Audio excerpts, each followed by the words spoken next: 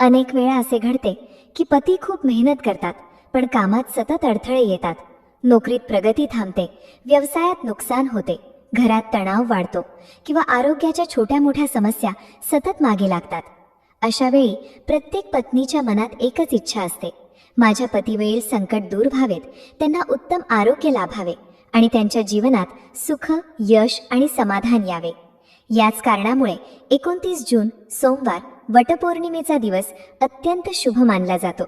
या दिवशी पतीवरून फक्त एक साधी वस्तू ओवाळून टाकण्याचा एक पारंपरिक उपाय अनेक घरांमध्ये श्रद्धेने केला जातो. हा उपाय पतीवरील सर्व संकटे दूर व्हावीत, त्यांच्या आयुष्यातील अडचणी कमी व्हाव्यात आणि त्यांच्या प्रगतीचा मार्ग अधिक सुकर व्हावा या भावनेने केला जातो. हा उपाय करायला फारसा वेळ लागत नाही, कोणताही मोठा खर्चही लागत नाही, पण सर्वात महत्त्वाचे म्हणजे तो पूर्ण श्रद्धेने आणि योग्य पद्धतीने केला तर त्यामागील आध्यात्मिक भावना अधिक प्रभावी ठरते. म्हणून आजच्या या व्हिडिओमध्ये हा उपाय कसा करायचा, कोणत्या वेळेत करायचा आणि कोणती काळजी घ्यायची हे सर्व अगदी सोप्या भाषेत जाणून घेणार आहोत. नमस्कार प्रिय बंधू भगिनींनो, तुमचा येणारा प्रत्येक दिवस सुखात, ऐश्वर्यात आणि निरोगी जाऊ अशी मी स्वामींच्या पवित्र चरणी मनापासून प्रार्थना करते. प्रिय भगिनींनो, वटपौर्णिमा हा केवळ एक सण नाही, हा दिवस पती पत्नीमधील विश्वास, प्रेम, समर्पण आणि अखंड साथ यांची आठवण करून देणारा पवित्र दिवस आहे. अनेक वर्षांपासून आपल्या संस्कृतीत या दिवसाचे विशेष महत्त्व मानले गेले आहे. प्रत्येक सुवासिनी आपल्या पतीच्या उत्तम आरोग्यासाठी, दीर्घायुष्यासाठी आणि त्यांच्या आयुष्यातील सर्व अडथळे दूर व्हावेत म्हणून श्रद्धेने हे व्रत आणि पूजा करत असते. या दिवशी केलेली प्रार्थना ही फक्त एका व्यक्तीसाठी नसते, तिच्यामध्ये संपूर्ण कुटुंबाचे सुख दडलेले असते. कारण पती सुखी असतील, निरोगी असतील आणि त्यांच्या कार्यात यश मिळत असेल तर त्याचा आनंद संपूर्ण घराला मिळतो. घरातील वातावरण शांत राहते, आर्थिक अडचणी कमी होण्यासाठीही सकारात्मक मार्ग तयार होतो. नोकरी असो, व्यवसाय असो किंवा इतर जबाबदाऱ्या, प्रत्येक क्षेत्रात चांगली प्रगती व्हावी अशी प्रत्येक पत्नीची मनापासून इच्छा असते. म्हणूनच वटपौर्णिमेच्या दिवशी केलेले प्रत्येक पूजन, प्रत्येक प्रार्थना आणि प्रत्येक धार्मिक कृती ही केवळ परंपरा म्हणून न करता पूर्ण श्रद्धा आणि विश्वासाने करणे अधिक महत्त्वाचे मानले जाते. आपल्या धर्मग्रंथांमध्ये वटवृक्षाला विशेष स्थान दिले गेले आहे. हा वृक्ष स्थैर्य, दीर्घायुष्य आणि संरक्षण यांचे प्रतीक मानला जातो. म्हणूनच या दिवशी वडाच्या वृक्षाची पूजा केली जाते. त्यामागे केवळ धार्मिक परंपरा नसून पतीच्या दीर्घ आयुष्याची आणि कुटुंबाच्या सुखसमृद्धीची मंगल भावना जोडलेली आहे. सावित्री आणि सत्यवान यांची कथा आपण सर्वांनी अनेक वेळा ऐकली आहे. सावित्रीच्या अढळ श्रद्धेने, तिच्या धैर्याने आणि पतीवरील निश्चीम प्रेमाने सत्यवानाला पुन्हा जीवन प्राप्त झाले असे आपल्या धर्मग्रंथांमध्ये सांगितले आहे. त्यामुळे आजही वटपौर्णिमेच्या दिवशी सावित्रीचे स्मरण विशेष भक्तिभावाने केले जाते. याच भावनेतून अनेक स्त्रिया या दिवशी आपल्या पतीसाठी व्रत करतात, पूजा करतात आणि त्यांच्या सुख समृद्धीसाठी ईश्वराकडे प्रार्थना करतात. श्रद्धा हीच या दिवसाची खरी शक्ती आहे. जेव्हा भक्ती, विश्वास आणि सकारात्मक भावना एकत्र येतात तेव्हा मनालाही मोठा आधार मिळतो. आज आपण जो उपाय जाणून घेणार आहोत तो देखील याच श्रद्धेवर आधारित आहे. ही माहिती तुम्हाला कुठेही सहज मिळणार नाही, त्यामुळे शेवटपर्यंत हा व्हिडिओ मनापासून ऐका. कारण पुढे सांगितलेली प्रत्येक गोष्ट योग्य क्रमाने समजून घेतली तर हा उपाय अधिक भावपूर्ण पद्धतीने करता येईल. वटपौर्णिमेच्या दिवशी हा उपाय करण्यापूर्वी एक गोष्ट नेहमी लक्षात ठेवा, कोणताही धार्मिक उपाय हा केवळ वस्तूंमुळे यशस्वी होत नाही. त्यामागील श्रद्धा, मनाची शुद्धता आणि ईश्वरावरील विश्वास हेच सर्वात महत्त्वाचे असतात. म्हणून हा उपाय करताना मनामध्ये कोणताही राग, मत्सर किंवा नकारात्मक विचार ठेवू नका. आपल्या पतीचे कल्याण व्हावे, त्यांच्या आयुष्यातील अडथळे दूर व्हावेत आणि संपूर्ण कुटुंब सुखी राहावे हीच भावना मनात ठेवून प्रत्येक कृती करा. 29 जून सोमवार हा दिवस वटपौर्णिमेचा असल्यामुळे सकाळी शक्य तितक्या लवकर उठावे. रोजच्या दिवसापेक्षा या दिवशी थोडे लवकर उठून दिवसाची सुरुवात स्वामींचे नामस्मरण करून करा. श्री स्वामी समर्थ या नामाचा काही वेळ जप केला तर मन शांत होते आणि दिवसाची सुरुवात सकारात्मक ऊर्जेने होते. यानंतर स्नानाची तयारी करायची आहे. स्नान करताना आंघोळीच्या पाण्यात चिमूटभर हळद आणि थोडेसे गंगाजल मिसळावे. गंगाजल उपलब्ध नसेल तर स्वच्छ पाण्यावर भगवानाचे आणि श्री स्वामी समर्थांचे स्मरण करूनही स्नान करू शकता. कारण सर्वात महत्त्वाची गोष्ट म्हणजे भक्तिभाव. शक्य असल्यास पती आणि पत्नी दोघांनीही अशा पवित्र भावनेने स्नान करावे. या कृतीमागील उद्देश शरीर आणि मनाची शुद्धता आहे. जेव्हा आपण पवित्र मनाने पूजा करतो तेव्हा प्रार्थनेत अधिक एकाग्रता निर्माण होते. स्नान झाल्यानंतर स्वच्छ आणि शक्यतो हलक्या रंगाचे कपडे परिधान करावेत. महिलांनी आपल्या नेहमीच्या पूजेची तयारी करावी. देवघर स्वच्छ करावे, दिवा लावावा. आपल्या कुलदैवताचे, श्री स्वामी समर्थांचे आणि भगवान शिवांचे स्मरण करून दिवसाची सुरुवात करावी. वटपौर्णिमेचे व्रत करणाऱ्या भगिनींनी आपल्या परंपरेनुसार संकल्प करावा. काही जणी निर्जली व्रत करतात, काही फळाहार घेतात, तर काही आपल्या घरातील परंपरेनुसार उपवास करतात. प्रत्येकाची पद्धत वेगळी असू शकते, त्यामुळे आपल्या घरातील परंपरेचा आदर ठेवून व्रत करावे. जर तुम्ही वडाच्या झाडाची पूजा करणार असाल तर शक्यतो पूजा झाल्यानंतरच उपवासाचा फळाहार घ्यावा. अनेक ठिकाणी अशीच पद्धत पाळली जाते.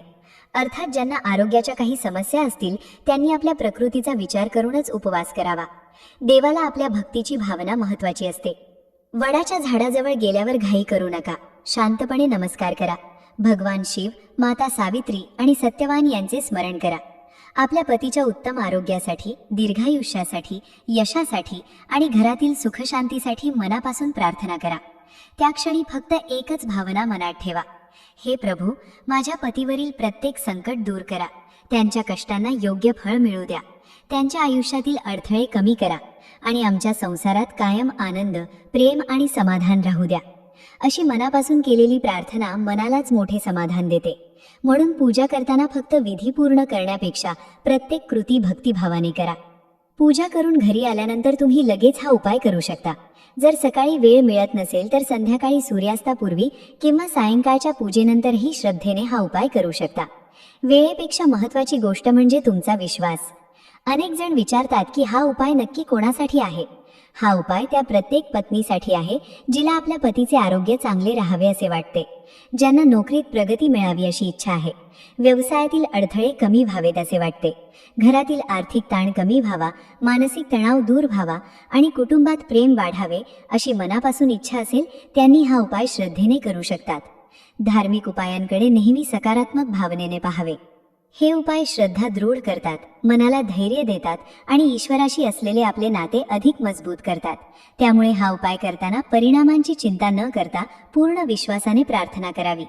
आता या उपायासाठी लागणाऱ्या वस्तूंची तयारी करूया. या सर्व वस्तू आपल्या घरात सहज उपलब्ध असतात. कोणतीही महागडी किंवा दुर्मिळ वस्तू आणण्याची आवश्यकता नाही. सर्व तयारी शांतपणे आणि श्रद्धेने करा. घाई गडबड करू नका, कारण धार्मिक कार्यात मनाची एकाग्रता अधिक महत्त्वाची मानली जाते. सर्वप्रथम एक स्वच्छ ताट घ्या. वडाच्या झाडाची पूजा करण्यासाठी जे ताट वापरले असेल तेच वापरले तरी चालेल. नसेल तर दुसरे स्वच्छ ताट घ्या. ताट स्वच्छ असावे आणि शक्य असल्यास आधी देवघरात ठेवून त्यावर थोडे कुंकू आणि अक्षता वाहून नमस्कार करा. यानंतर त्या ताटात एक दिवा ठेवा. मातीचा दिवा असेल तर उत्तम, अन्यथा पितळ, तांबे किंवा स्टीलचा दिवाही वापरू शकता. दिव्यामध्ये तूप न घालता तेल वापरावे. पारंपरिक मान्यतेनुसार या ओवाळणीसाठी तेलाचा दिवा अधिक योग्य मानला जातो. दिव्यामध्ये दुहेरी कापसाची वात ठेवून दिवा प्रज्वलित करा. दिवा लावताना मनात श्री स्वामी समर्थ आणि भगवान शिव यांचे स्मरण करा. घरातील वातावरण भक्तिमय ठेवण्याचा प्रयत्न करा. शक्य असल्यास त्यावेळी देवाचे नामस्मरण सुरू ठेवा. यानंतर ताटामध्ये थोडेसे कुंकू आणि अक्षता ठेवा. अक्षता घेताना त्या अखंड असाव्यात. तुटलेले किंवा फुटलेले तांदूळ वापरू नयेत. आपल्या धर्म परंपरेत अखंड अक्षता पूर्णत्व आणि मंगलतेचे प्रतीक मानल्या जातात. यानंतर एक सोन्याची छोटी वस्तू घ्या. अंगठी, कानातले, चेन किंवा घरात उपलब्ध असलेली कोणतीही सोन्याची वस्तू चालेल. नवीन वस्तू आणण्याची गरज नाही. आपल्या घरात जे उपलब्ध आहे त्याचाच वापर करा. यासोबत एक सुपारीही ताटात ठेवा. अनेक धार्मिक विधींमध्ये सुपारीला शुभतेचे प्रतीक मानले जाते, त्यामुळे या पूजेतही तिचा समावेश केला जातो. आता सर्व तयारी पूर्ण झाली आहे. त्यानंतर आपल्या पतीला देवघरासमोर किंवा घरातील स्वच्छ जागी बसण्याची विनंती करा. शक्य असल्यास पाठ किंवा आसनावर बसवा. बसल्यानंतर काही क्षण शांत राहून भगवानाचे स्मरण करा. सर्वप्रथम पतीच्या कपाळावर कुंकवाचा गंध लावा. त्यानंतर त्या गंधावर अक्षता लावा. ही कृती करताना मनात एकच प्रार्थना करा. श्री स्वामी समर्थ माझ्या पतीला उत्तम आरोग्य, दीर्घ आयुष्य आणि प्रत्येक कार्यात यश मिळू दे. यानंतर ताटातील सोन्याची वस्तू पतीवरून हलक्या हाताने ओवाळा. त्यानंतर सुपारीनेही ओवाळणी करा. शेवटी प्रज्वलित दिव्याने ओवाळणी पूर्ण करा. प्रत्येक वेळी मनामध्ये सकारात्मक भावना ठेवा. केवळ हाताची हालचाल न करता मनापासून प्रार्थना करा. हे सर्व झाल्यानंतर ताट बाजूला ठेवा. आता येते या संपूर्ण उपायातील सर्वात महत्त्वाची कृती. या उपायासाठी जी विशेष वस्तू वापरायची आहे ती म्हणजे मोहरी. जर तुमच्या घरी पिवळी मोहरी असेल तर तिचा वापर करा. पिवळी मोहरी नसेल तर काळी मोहरी देखील वापरू शकता. दोन्हीपैकी जी सहज उपलब्ध असेल तीच घ्या. यासाठी वेगळा खर्च करण्याची गरज नाही. उजव्या हातामध्ये थोडीशी मोहरी घ्या. आता आपल्या पतीच्या डोक्यापासून पायापर्यंत घड्याळाच्या काट्याच्या दिशेने 7 वेळा ओवाळा. प्रत्येक फेरी करताना मनात श्री स्वामी समर्थांचे नाम घ्या आणि अशी प्रार्थना करा की स्वामी, माझ्या पतीवरील सर्व संकटे दूर करा. त्यांच्या जीवनातील अडथळे कमी करा. त्यांना आरोग्य, यश, आनंद आणि तुमचा अखंड आशीर्वाद लाभू दे.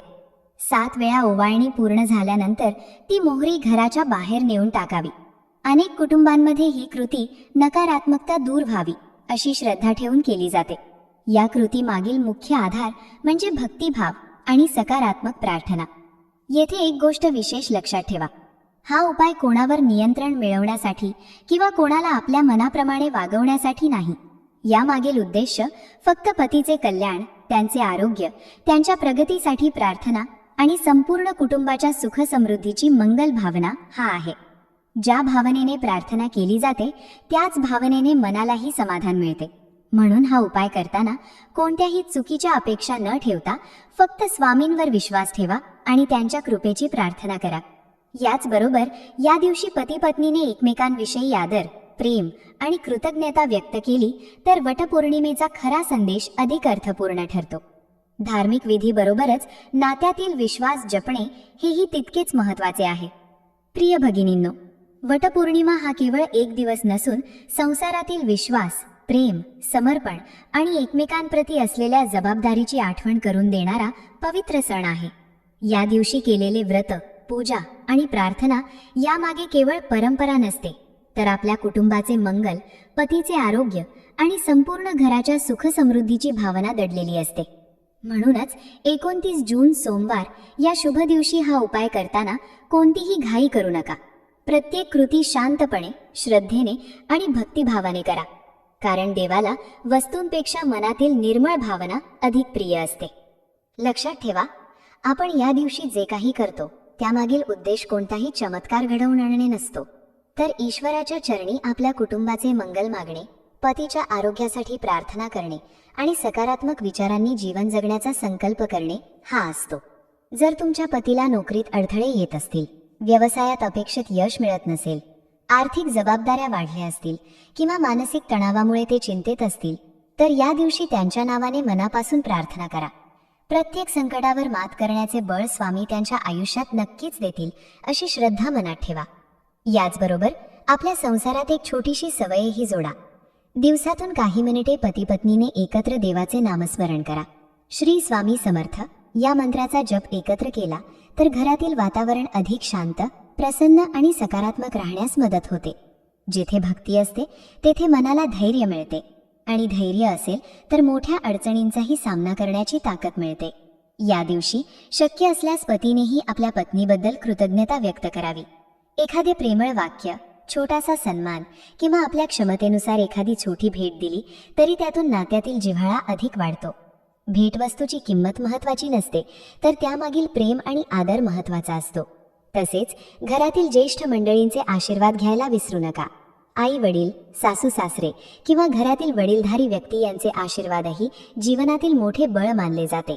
त्यांच्या शुभेच्छा आणि देवाची कृपा या दोन्ही गोष्टी जीवन अधिक सुंदर बनवतात. या दिवशी शक्य असल्यास गरजूंना अन्नदान, फळदान किंवा आपल्या क्षमतेनुसार एखादे सत्कर्म करा. धर्मशास्त्रांमध्ये दानाला विशेष महत्त्व दिले आहे. दानामुळे मनातील अहंकार कमी होतो आणि इतरांच्या चेहऱ्यावर आनंद निर्माण होतो. हीच खरी ईश्वर सेवा आहे. प्रिय भगिनींनो, आज आपण 29 जून सोमवार वटपौर्णिमा या शुभ दिवशी श्रद्धेने केला जाणारा हा पारंपरिक उपाय जाणून घेतला. सकाळी स्नान करून पूजन करणे, वटाच्या वृक्षाचे दर्शन घेणे, देवाची प्रार्थना करणे, त्यानंतर श्रद्धेने पतीची ओवाळणी करणे आणि शेवटी मोहरीने 7 वेळा ओवाळून ती घराबाहेर टाकणे, हा संपूर्ण उपाय भक्तिभावाने करायचा आहे. ही सर्व कृती करताना सतत एकच प्रार्थना मनात ठेवा. श्री स्वामी समर्थ. माझ्या पतीला उत्तम आरोग्य द्या, त्यांच्या प्रत्येक अडचणीवर मात करण्याचे बळ द्या, त्यांच्या जीवनात यश, आनंद, समाधान आणि सदैव तुमची कृपा राहू द्या. आमच्या संपूर्ण कुटुंबावर तुमचे आशीर्वाद कायम राहू द्या. श्रद्धा, संयम आणि सकारात्मक विचार या 3 गोष्टी आपल्या जीवनाला योग्य दिशा देतात. त्यामुळे कोणताही धार्मिक उपाय हा विश्वासाने करा, पण त्याचबरोबर आपल्या कर्तव्यालाही तितकेच महत्त्व द्या. प्रार्थना आणि प्रयत्न या दोन्हींची साथ असेल तर जीवन अधिक सुंदर आणि समाधानकारक बनते. जर आजची ही माहिती तुम्हाला उपयुक्त वाटली असेल तर या व्हिडिओला मनापासून लाईक करा, कारण तुमचा प्रत्येक लाईक अशाच भक्तिमय माहितीला अधिक लोकांपर्यंत पोहोचवण्यास मदत करतो. हा व्हिडिओ तुमच्या कुटुंबातील, नातेवाईकांतील आणि मित्रपरिवारातील सुवासिनी भगिनींपर्यंत शेअर करा, जेणेकरून त्यांनाही या पवित्र दिवसाचे महत्त्व आणि हा उपाय श्रद्धेने करता येईल. आणि कॉमेंटमध्ये प्रेमाने फक्त इतकेच लिहा, श्री स्वामी समर्थ. तुमच्या प्रत्येक कॉमेंटमधून स्वामींच्या चरणी भक्ती व्यक्त होते. जर तुम्ही आपल्या या भक्तिमय परिवारात नवीन असाल तर चॅनल सबस्क्राईब करून बेल आयकॉन नक्की दाबा. अशाच श्रद्धा, भक्ती आणि सकारात्मकतेने भरलेल्या व्हिडिओसाठी आपल्या परिवाराचा भाग बना. श्री स्वामी समर्थ. स्वामींची कृपा तुमच्यावर, तुमच्या पतीवर आणि संपूर्ण कुटुंबावर सदैव राहो. श्री स्वामी समर्थ.